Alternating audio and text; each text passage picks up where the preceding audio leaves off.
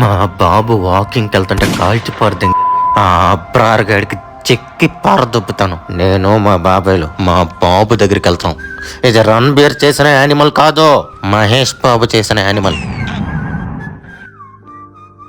బాబు పోయాడు అనుకున్నానే. దండ బొక్క.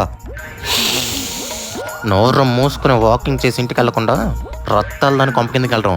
రత్తం చూసట మాట్లాడవరా? అది దాని అందం. అబ్బో, నేను అడిగేదాన్ని నువ్వు చెప్పేదేంటి? చెప్పు గీతాంజలి. ఏమండి, వచ్చేటప్పుడు కిలో ఉల్లిపాయలు ఆయిల్ ప్యాకెట్ కిలో తీసుకున్నాండి. ఉల్లిపాయలు ఆయిల్ ప్యాకెట్ కావాలా? కొత్తిమీర కట్టం వద్దు. ఉంటే అది కూడా తీసుకోనండి. మా బాబుని కాల్చిపడదు అక్కడ. పెట్టే ఫోను.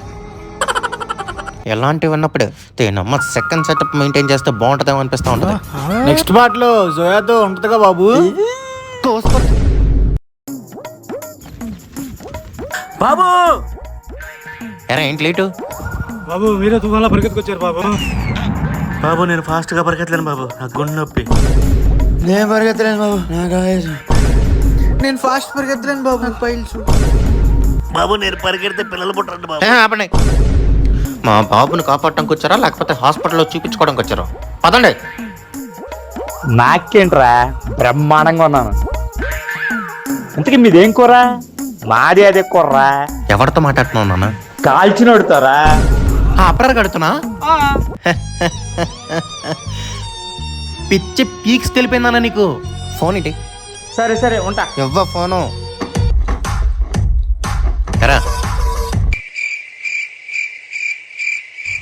రేయ్ అమ్మందినమ్మ, మర్చిపోయా నువ్వు మోగడు కదా. ఏయ్ నువ్వు ఎక్కడ యాక్షన్ చేస్తాంటే ఇక్కడ మాకెలా కనపడుతుంది బే?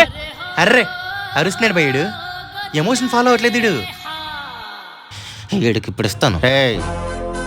నువ్వంటే నాకు మోసు రోకు. నేను కూడా నీకు నచ్చితే. బాబు నువ్వు బిజినెస్ మ్యాన్కి వెళ్ళిపోతున్నావు బాబు. కరెక్టే. మా బాబును నువ్వు కాల్చినందుకు పార్ట్ 2లో నిన్ను కాల్చి పడదు.